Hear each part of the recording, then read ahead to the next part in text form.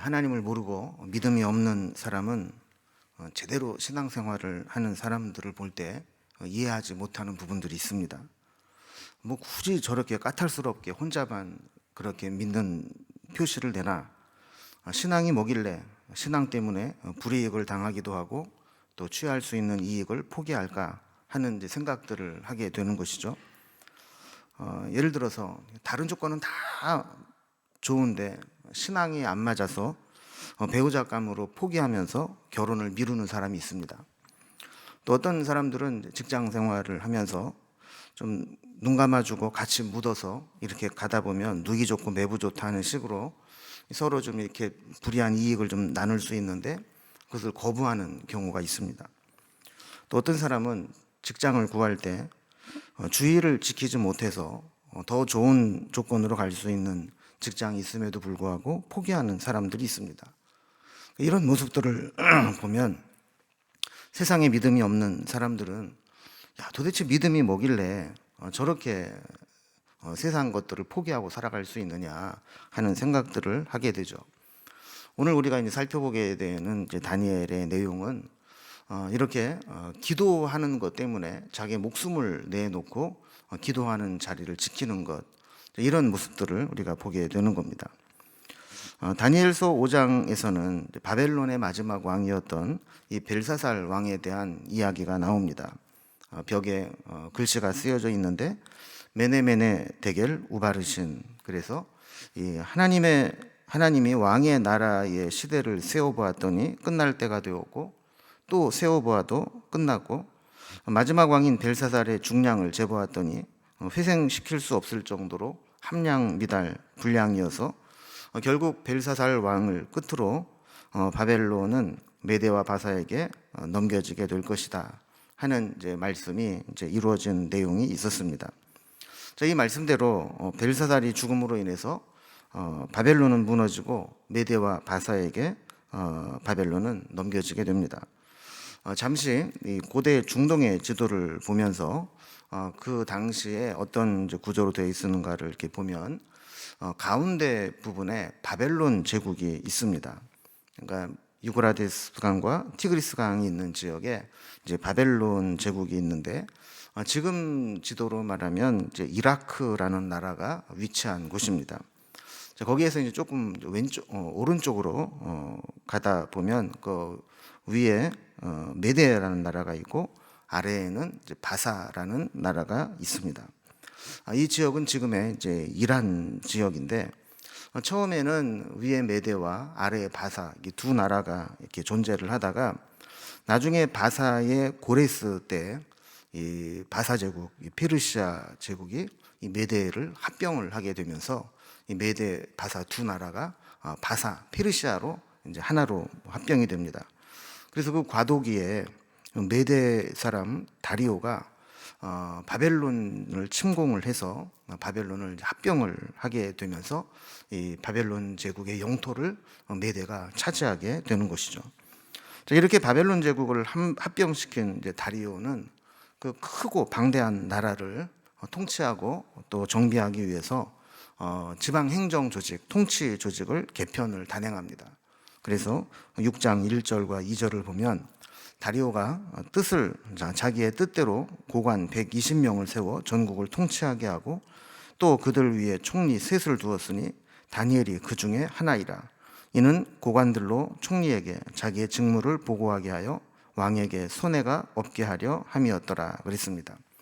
그러니까 통치 조직을 간단하게 설명을 하면 왕 밑에 총리 3명을 두고 그 총리 3명 밑에 고관 120명을 두어서 이 바벨론까지 통합된 이 거대한 제국의 지방까지 다 통치하게 했다라는 겁니다. 이게 나라가 커지면 효과적으로 시스템이 뒷받침되지 않으면 혼란을 겪게 되고 예기치 못한 문제가 발생했을 때 그 문제를 해결하지 못해서 국가적인 위기가 오게 됩니다.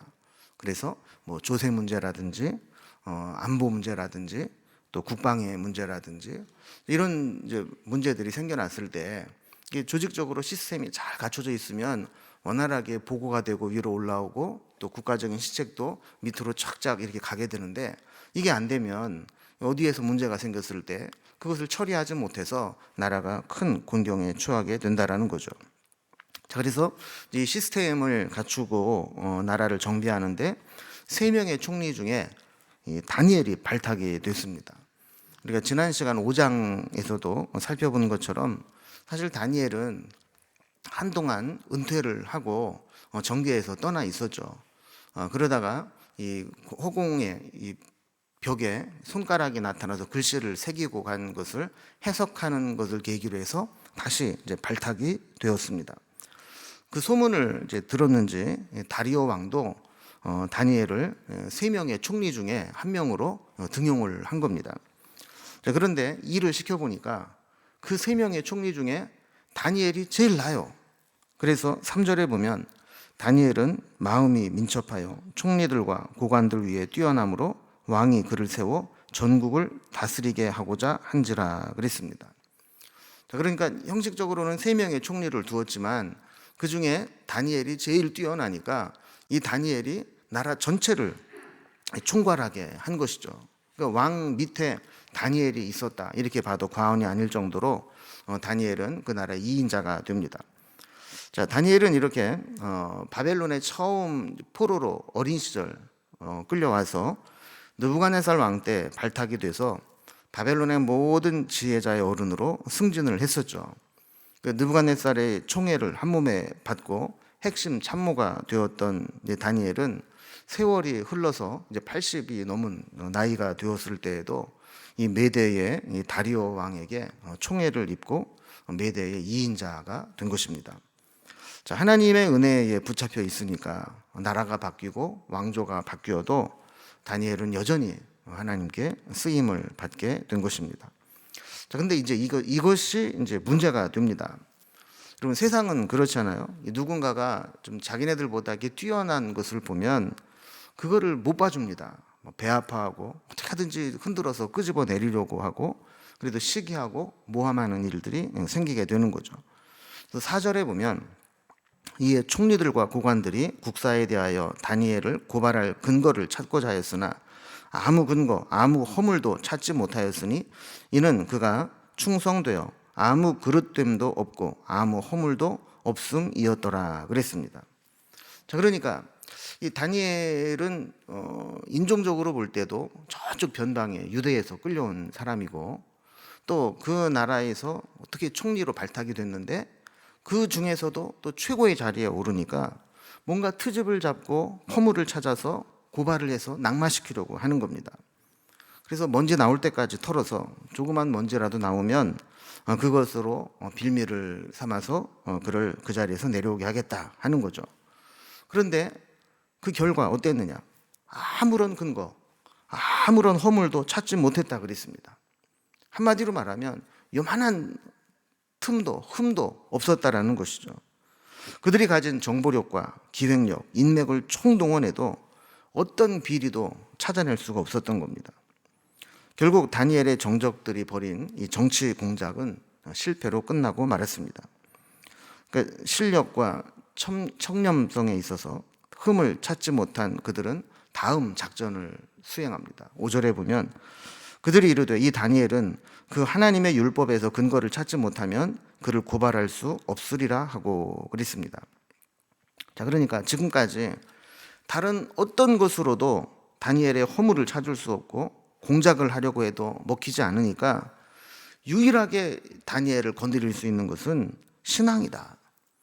그가 믿는 하나님, 그 하나님의 율법을 그가 지키려고 하는데 그것을 못하게 하는 것, 그것 외에는 다니엘의 허물을 만들 수가 없다라는 겁니다.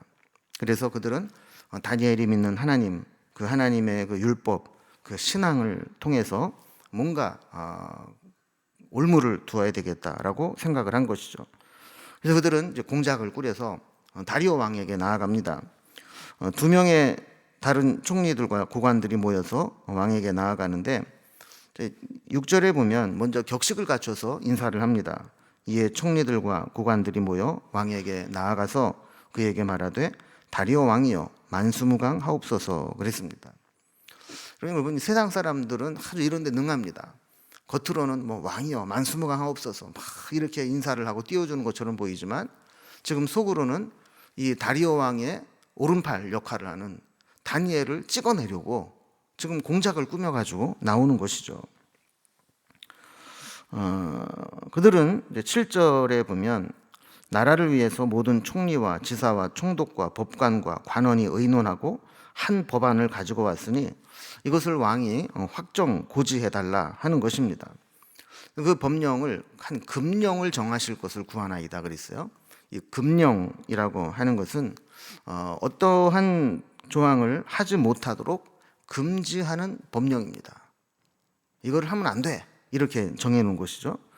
그들이 가지고 온 입법안이 뭐냐면 7절에 나오는데 왕이여 그것은 곧 이제부터 30일 동안에 누구든지 왕 외에 어떤 신에게나 사람에게 무엇을 구하면 사자굴에 던져넣기로 한 것이니이다 그랬습니다. 여러분 이게 무슨 얘기예요? 왕을 신처럼 떠받들고 왕 외에는 30일 동안 그 어떤 신이든지 어떤 사람을 빙자한 사람이든지 거기에 대해서 기도하거나 빌지 못하게 금지하는 법안이라는 거예요. 만약에 왕 외에 다른 사람에게 구하거나 절하거나 경배하는 사람이 있으면 그는 사자굴에 집어넣도록 그렇게 하는 법안을 만들어낸 겁니다. 여러분 그 다리오 왕이 이 법안을 들었을 때 기분이 좋았을까요? 안 좋았을까요? 좋았겠죠. 그럼 보통 사람들은 자기가 신처럼 추앙을 받고 싶은 마음이 있는데 차마 자기 입으로 못해요. 그런데 신하들이 그렇게 왕을 신처럼 추앙하는 법을 만들어 가지고 와서 사인만 하세요. 우리가 알아서 할게요. 그러면 손 안 대고 코 푸는 격이잖아요. 그래서 아마 다리오 왕은 이렇게 자신을 신처럼 떠받들어 주는 그 법안을 보면서 어깨가 으쓱했을지 모릅니다. 다리오가 이렇게 싫어하지 않는 눈치를 보이게 되자 그들은 쐐기를 박듯이 아예 왕에게 입법 고지하고 개정하지 못하도록 확정 조항까지 넣어서 발표하도록 요구를 합니다. 그래서 8절에 보면 그런즉 왕이여 원하건대 금령을 세우시고 그 조서에 왕의 도장을 찍어 메대와 바사에 고치지 아니하는 규례를 따라 그것을 다시 고치지 못하게 하옵소서 하매 그랬습니다. 자, 이렇게 해서 그 법령에 도장을 찍게 하고 개정하지 못하도록 확정 짓는 역할을 하게 된 거죠. 자, 다리오는 이러한 법령에 도장을 찍는 것이 앞으로 어떤 결과를 가져올지를 상상도 못했습니다. 그리고 그저 자기가 신처럼 추앙을 받는 것에 만족하고 도장을 찍었습니다. 그래서 9절에 보면 이에 다리오 왕이 조서에 왕의 도장을 찍어 금령을 내니라 그랬습니다. 자, 이 법안은 사실 겉으로 보면 기도 금지법이었지만 사실은 다니엘 제거법이었습니다. 다니엘 한 사람을 제거하기 위해서 기도 금지라는 조항을 넣어서 법을 만들었던 것이죠. 자, 나중에 다니엘을 사자굴에 던져놓고 나서는 다리오가 얼마나 애를 끓이면서 혼란스러워하고 근심했는지 모릅니다. 자, 이제 어쩔 수 없이 다리오 왕이 이 법령에 도장을 딱 찍고 나니까 그날부터 이 법이 시행이 되는 거예요. 그럼 이제 다니엘의 정적들은 그들의 모든 시선이 다니엘에게 향하게 됩니다. 이 법령 자체가 다니엘 제거법이다 보니까 법에 따라서 다니엘이 하나님 앞에 기도하는 모습을 보기만 하면 현장범으로 체포를 하면 되는 것이었죠. 여러분 이 법안을 제안할 때 다니엘이 그 자리에 있었는지 없었는지는 정확히 나와 있지 않습니다. 아마도 다니엘이 없을 때 다니엘을 빼놓고 이 법안을 통과하지 않았을까 하는 생각을 해보기도 하는데 또 한편으로는 다니엘이 있는데도 불구하고 이 법안을 내서 다니엘이 반대하지 못하도록 그렇게 했을 수도 있다라는 생각을 해보기도 합니다. 어쨌든 그 결과는 다니엘이 아는 거죠. 다니엘이 그 자리에 있었든 없었든 법령이 시행되고 공포되고 나면 이런 법이 생겼구나라는 것을 알게 됩니다. 10절 말씀에 보면 다니엘이 이 조서에 왕의 도장이 찍힌 것을 알고도 자기 집에 돌아가서는 윗방에 올라가 예루살렘으로 향한 창문을 열고 전에 하던 대로 하루 3번씩 무릎을 꿇고 기도하며 그의 하나님께 감사하였더라 그랬습니다. 여러분, 이 조서에 왕의 도장이 찍혔다는 것을 알았다는 것은 다니엘이라 할지라도 그가 30일 동안은 왕 외에 하나님에게 엎드려 기도하게 되면 자기도 사자굴에 던져진다라는 것을 알았다는 거예요. 여러분, 다니엘에게는 위기죠. 아까도 서두에 그런 말씀을 드렸지만 이 세상 사람들이 이해를 못합니다. 그까지 기도가 뭐라고, 30일 안 하면 되지, 그 기도한다고 자기 목숨을 내놓나, 이렇게 생각을 할 수 있습니다. 또 여러분, 이게 앞으로 평생 기도하지 마라, 평생 하나님 섬기지 마라, 이것도 아니고 딱 30일 동안만 기도하지 않으면 된다라는 것이었어요. 또 뭐 기도하더라도 문 닫고 집안에서 혼자 몰래 기도한다거나 다른 사람에게 들키지 않고 모르게 할 수도 있는 겁니다. 그런데 다니엘은 보란듯이 늘 하던 대로 위층으로 올라가요. 예루살렘 향해서 창문을 열어놔요. 그리고 하나님 앞에 기도했다라는 겁니다. 하루에 3번씩 무릎을 꿇고 기도합니다. 예루살렘을 향해 창문을 열고 기도했다라고 하는 것은 민족을 위해서 기도했다라는 것도 되고, 또 솔로몬이 성전을 하나님 앞에 봉헌하는 날 했던 기도를 생각하고 했던 기도이기도 합니다. 우리가 잘 아는 대로 열왕기상 8장 48절과 49절에 보면 이 솔로몬이 성전을 봉헌하여 드리면서 했던 기도의 대목 중에 이런 내용이 나옵니다. 자기를 사로잡아간 적국의 땅에서 온 마음과 온 뜻으로 주께 돌아와서 주께서 그들의 조상들에게 주신 땅, 곧 주께서 택하신 성읍과 내가 주의 이름을 위하여 건축한 성전 있는 쪽을 향하여 주께 기도하거든 주는 계신 곳 하늘에서 그들의 기도와 간구를 들으시고 그들의 일을 돌아보시며 그랬습니다. 자, 그러니까 솔로몬이 성전을 봉헌하여 드리면서 드린 기도 중에 하나가 뭐냐면, 만약에 이 민족이 다른 나라에 끌려가서 그곳에 거주하고 있다면 성전을 향하여서 기도할 때 그 기도를 들어달라라는 기도를 솔로몬이 봉헌 기도를 드리면서 드린 거예요. 그러니까 이 다니엘은 이 말씀을 의지해서, 그는 비록 지금 바벨론이라는 나라에 포로로 끌려와서 좀 나라가 바뀌고 메대의 신하가 되었지만 이 말씀대로 예루살렘을 향해서 창문을 열어놓고 그곳을 향해서 기도하고 있었다는 겁니다. 또한 그가 창문을 열어놓고 무릎을 꿇고 하루에 3번씩이나 기도했다라고 하는 것은 기도하는 모습을 그대로 노출했다는 거예요. 니들이 뭐라고 그러든 법이 뭐라고 돼 있든 나는 하나님 앞에 기도할 테니까 잡아가려면 잡아가라, 이런 심정인 거죠. 또 하루에 3번씩 이렇게 늘 기도했다. 이것은 매일 매 순간마다 우리의 삶이 하나님께로 향하여 흐트러지지 않고 정돈되고 있는가를 확인하며 살았다라는 겁니다. 여러분, 우리는 그렇지 않아요. 예배드리고 기도하면서 하나님을 향해서 내 마음을 정하고 믿음으로 살겠다고 고백해도 막상 세상에 나가서 막 살다 보면 내 욕심에 이끌릴 때가 있고 세상의 눈에 보이는 것에 휘말릴 때가 있고 누가 무슨 소리 하면 그 소리에 막 마음이 요동칠 때가 있지 않습니까? 그럴 때마다 다니엘은 하루에 3번씩 시간을 정해놓고 하나님 앞에 기도하면서 자신의 삶을, 자신의 인생의 방향을 하나님께로 고정하는 그 역할을 했다라는 거예요. 지금도 경건한 유대인들은 9시, 12시, 오후 3시 하루에 3번씩 기도의 시간을 갖는다고 그래요. 그럼 우리도 이 다니엘의 기도처럼 삶의 중간중간 시간을 정해놓고 하나님을 바라보면서 내가 오늘도 삶의 이 중간중간마다 하나님을 향해서 잘 살고 있는가, 이거를 점검하는 게 필요한 것이죠. 그럼 우리는 이제 이 모습을 보면 이제 그런 생각을 해보게 됩니다. 야, 이게 정말 믿음이 좋은 거냐? 아니면 신앙 때문에 좀 무모한 거냐? 여러분, 어떤 것 같아요? 지금 이 법의 내용은 30일 동안만 기도 안 하면 돼요. 또 기도한다고 했을 때 문을 닫아놓고 아무도 모르게 혼자서만 기도하면 돼요. 그런데 굳이 이렇게 다른 사람 다 볼 수 있도록 늘 하던 대로 그렇게 기도를 하면서 자기 목숨을 걸어야 되는가 했을 때, 여러분 이게 믿음이 좋은 겁니까? 아니면 무모한 겁니까? 이것 때문에 다니엘이 비록 2인자라 할지라도 사자굴에 던져질 수 있는 상황입니다.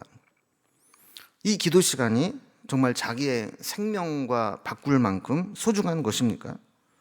30일만 제한적으로 중단하면 되는데 이 30일만 기도를 쉬거나 몰래 하면 안 되는 겁니까? 이런 이제 생각을 하게 되는 거죠. 분명한 것은 다니엘은 이런 상황 속에서 자신이 하나님 앞에 약속하고 한 기도의 시간은 생명보다 소중하게 여겼다는 거예요. 내 생명이 버려진다 할지라도 나는 이 기도 시간을 포기할 수 없다라는 겁니다. 기도를 어떤 협상이나 타협의 대상으로 생각하지 않았다는 거예요. 그럼 무엇이 다니엘로 하여금 이런 선택과 결정을 내리게 했을까요? 그것은 기도를 목숨보다 소중하게 여기는 믿음과 습관적인 기도의 훈련입니다. 다니엘은 죽을 줄 알면서도 기도했고 사자굴에 던져질 줄을 알면서도 기도하는 것을 멈추지 않았습니다. 전에 하던 대로 늘 하던 대로 하루에 3번씩 무릎을 꿇고 창문을 열어놓고 기도했습니다. 그 다니엘의 기도는 적당히가 없어요. 늘 한결같이 정확하게 기도의 모습을 보였습니다. 또 다니엘의 기도의 또 하나의 특징은 이런 상황에서도 하나님께 감사했다는 거예요. 그럼 저는 가만히 생각을 해봤어요. 내가 만약에 다니엘이라면 감사가 나왔을까? 나는 그런 상황에서 어떤 기도를 드렸을까? 저는 아마 그랬을 것 같아요. 주여, 어찌하여 저에게 이런 시험과 시련을 주시나이까? 기도를 할 수도 없고 안 할 수도 없고 내가 어쩔 수 없이 기도를 하긴 하지만 하나님, 나를 사자굴에 던지려고 하는 정적들의 눈을 가려서 내가 기도하는 모습을 못 보게 해 주옵소서. 아마 이렇게 기도했을 것 같아요. 그런데 다니엘은 오히려 하나님께 감사하였더라. 감사의 기도를 드렸다는 거예요. 여러분, 이 감사는 사자굴에서 구원받고 난 다음에 드린 기도가 아니었어요. 사자굴에 던져질 것을 알면서 드린 감사였어요. 그럼 다니엘이 참 놀랍지 않습니까? 사자굴과 관련된 이야기는 우리가 다음 주에 이어서 살펴보게 되니까 오늘은 여기까지의 이제 내용을 가지고, 자, 우리가 세상에서 이렇게 모함을 받고 또 여러 가지 시험을 당하게 될 때 우리가 본문을 통해서 어떻게 이 모함을 이겨내는 신앙의 자세를 가질 수 있을까 하는 모습을 한번 살펴보려고 합니다. 오늘 이렇게 2가지만 좀 생각을 해보려고 하는데, 먼저 첫 번째는 흠이 없는 삶을 살도록 노력해야 된다는 겁니다. 여러분, 이 세상은 전쟁터와 같습니다. 어디에 적군이 매복되고 숨어 있다가 우리를 공격할지 모르는 전쟁터처럼, 여러분, 이 세상은 우리 육신의 눈으로는 보이지 않지만 악한 마귀가 곳곳에 숨어서 우리를 넘어뜨리려고 지뢰를 심어놓고 덫을 놓고 그것을 밟기만을 기다리는 것과 같습니다. 그럼 영적 전쟁터는 치열합니다. 우리의 약점이 그대로 노출돼서 그 약점이 집중 공격을 받습니다. 악한 마귀는 우리를 막다른 골목으로 몰아서 도저히 빠져나오지 못하도록 만들어 놓고 그물을 치고 기다릴 때가 있습니다. 마치 이 다니엘의 정적들이 없던 법도 만들어서 다니엘을 그 법에 걸리도록 만드는 것과 같은 겁니다. 털어서 먼지가 안 나오면 먼지를 묻혀놓고 털어서라도 그를 걸려 넘어지게 만드는 것이 세상이라는 거죠. 여러분, 이 전쟁터, 영적 전쟁터에서 살아남는 비결은 하나님의 은혜를 입는 것이고 우리에게 주어진 삶의 현장에서 최선을 다하며 살아가는 겁니다. 4절 말씀에서도 기록하고 있듯이 국사에 대하여 고발할 근거를 찾고자 하였으나 아무 근거 아무 허물, 아무 그릇됨도 없었다. 발견할 수 없었다 그래요. 여러분, 다니엘은 거룩하고 무능한 백수가 아니라 자기 맡겨진 일에는 그 어떠한 일에도 허물을 찾을 수 없는 빈틈없이 완벽한 일을 해내는 탁월한 사람이었습니다. 여러분, 교회에서도 제일 안타까운 사람이 믿음 좋은 무능한 백수입니다. 우리의 믿음은 자신의 삶을 통해 증명해내야 됩니다. 신앙을 핑계로 자신의 삶이나 생활이나 자신의 감당해야 될 책임을 다하지 못하면 안 됩니다. 자기 개발을 소홀히 하거나 노력하지 않는 것은 하나님 앞에 쓰임받을 수 없는 사람이 됩니다. 신앙을 핑계로 직장에서도 자기 업무를 소홀히 하거나 다른 사람에게 피해를 주어서는 안 됩니다. 흠이 없이 산다는 것은 이렇게 실력과 청렴성에 아무런 문제가 없다는 것입니다. 다리오 왕은 다니엘에게 이 일을 맡기면 자신에게 손해보는 일이 없을 것이라는 믿음이 있었기 때문에 다니엘에게 모든 것을 맡겼습니다. 그의 정적들은 다니엘에게 어떤 비리나 무능의 흔적을 찾으려고 그렇게 눈에 불을 켜고 찾았지만 찾을 수가 없었습니다. 여러분, 치열한 영적 전쟁이 일어난 곳에서는 마음 착한 것 가지고는 안 됩니다. 영적인 실력이 있어야 되고 세상적인 탁월함이 있어야 되고 흠 없이 자기를 관리할 수 있어야 됩니다.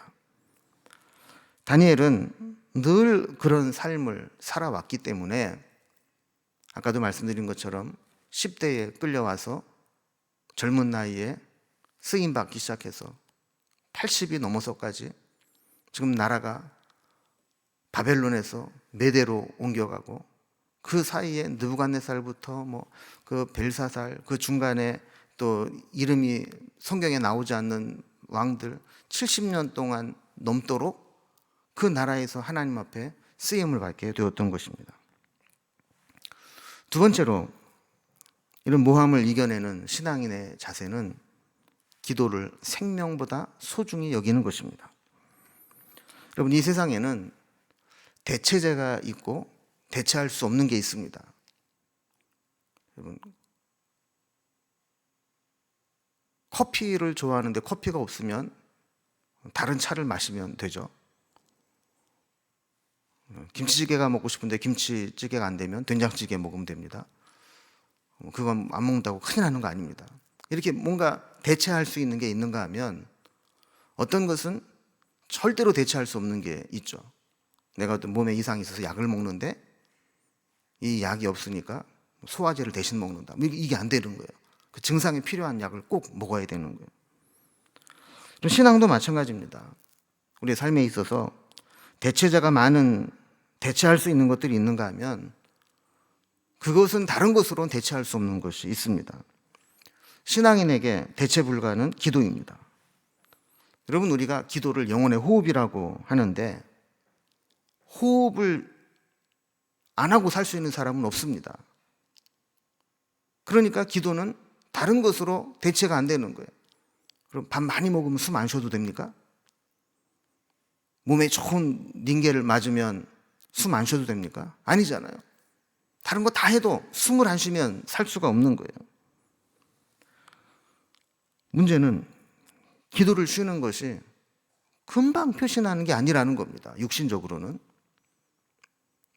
우리가 며칠 기도 안 한다고 해서 우리가 몸에 갑자기 막 이상이 생기고 문제가 생기고 고통을 느끼고 그렇다면 기도하겠죠, 다. 그런데 때로는 이게 증상이 처음엔 나타나지 않다가 나중에 어떤 심각한 문제가 발생이 되면 이미 때가 늦은 그런 병들이 있지 않습니까? 그런 것처럼 이 기도의 결핍이라고 하는 것은 하루 이틀, 한 달, 두 달 안 한다고 해서 갑자기 운전하는데 차 사고가 뻥뻥 나고 걸어가다 넘어져서 다리가 막 부러지고 이러는 건 아니라는 거예요. 그러나 뭔가 기도하지 않음으로 인해서 나에게서 나오는 말들이 이상해지고 내 감정이 막 격해지고 돌이킬 수 없는 사고를 치고, 그렇게 되고 나면 그제서야 내가 기도 못했구나, 내가 기도하지 않았구나, 이렇게 후회하게 될 때가 있다라는 겁니다.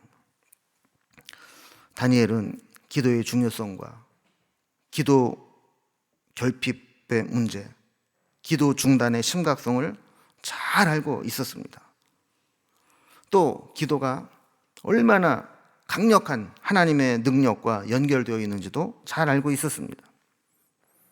여러분, 기도는 단순히 우리의 마음을 위로해주는 위로제 정도가 아닙니다. 그래서 이런 말이 있습니다. 기도는 우리가 하나님의 임재 속으로 들어가는 것이기도 하지만 하나님을 내 삶의 현장으로 모셔드리는 것이기도 하다. 제가 책을 보다가 이 문구를 딱 보는데 그렇지 하는 마음이 들었어요. 여러분, 기도는 1차적으로 우리가 하나님의 임재 속으로 들어가는 거죠. 하나님과 대화하면서 하나님 품으로 우리가 들어가는 거예요. 그러나 또 한편으로는 기도를 통해서 하나님이 내 삶의 현장으로 임하셔서 내 삶 속에서 하나님의 역사를 일으키시도록 하는 것이 기도라는 겁니다. 다니엘은 아마 그런 의미에서 그에게 맡겨준 막중한 사명을 앞두고 또 나라와 민족을 위해서 하나님 앞에 기도하는 것을 쉬지 않았을 것입니다. 우리는 기도를 통해서 하나님의 능력이 우리의 삶의 현장에 나타나도록 해야 합니다. 그래서 비록 사자굴에 던져지는 한이 있더라도 기도를 중단하거나 멈추지 않았던 겁니다. 다니엘은 기도하는 것을 부끄러워하지도 않았고 기도함으로 얻는 불이익을 두려워하지도 않았고 심지어 사자굴에 던져지는 것도 감수했습니다. 오늘 말씀을 마무리하면서 제가 그런 생각을 해봤어요. 이게 조금 어울리지 않는 비유지만 저는 목사이기 때문에 그런 생각을 했어요. 때로 우리는 기도를 좀 직업처럼 생각할 필요가 있다.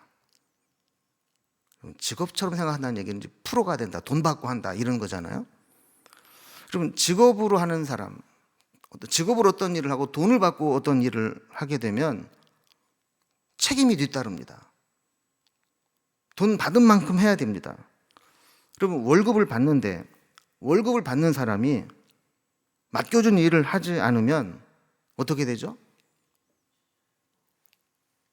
처음에는 말로 혼나겠죠? 너 왜 이거 하기로 하고 했는데 왜 안 해? 그래도 안 들으면 너 심할 썼어. 그래도 야, 너 안 되겠다. 월급 깎아야 되겠다. 그래도 야, 넌 도저히 안 맞는 것 같다. 나가라. 이렇게 되는 거 아니에요. 그러면 기도를 직업으로 한다라고 하는 것은 이렇게 내가 기도하지 않으면 하나님 앞에 책망을 받게 되고 하나님 앞에 심할서를 써야 되고 하나님 앞에 해고당할 수 있다라는 심정으로 기도의 책임을 져야 된다라는 거예요. 그냥 뭐 기도할 수 있으면 하고 안 하면 어쩔 수 없고 기도하면 좋은 거고 못해도 어쩔 수 없지, 이런 게 아니라는 거예요. 저도 다시 한번 제가 결심을 하고 다짐을 했어요. 그래, 나는 내가 뭐 말씀을 전하기도 하지만 내가 해야 될 일은 기도야. 그래서 성도님들이 기도 제목을 요청하고 또 성도님들의 삶을 살펴보면서 그래, 당연히 내가 더 기도해야지. 여러분, 저는 오늘 말씀을 나누는 저희들이 기도를 이렇게 직업으로 기도의 프로가 돼서 프로페셔널한 기도의 사명자가 될 수 있기를 바랍니다. 우리는 마귀로부터 끊임없이 참소당하고 세상으로부터 미움을 받는 존재가 될 수 있습니다. 이때 우리는 다니엘처럼 실력과 청렴함을 가지고 흠없는 삶을 살아야 되고 또 한편으로는 우리의 능력의 원천은 하나님께로부터 온다라는 생각을 가지고 기도를 생명보다 소중히 여기며 기도에 매진하는 것, 이것이 세상을 이기는 힘이 되고 이 세상에서 성도로 살아가는 방법입니다.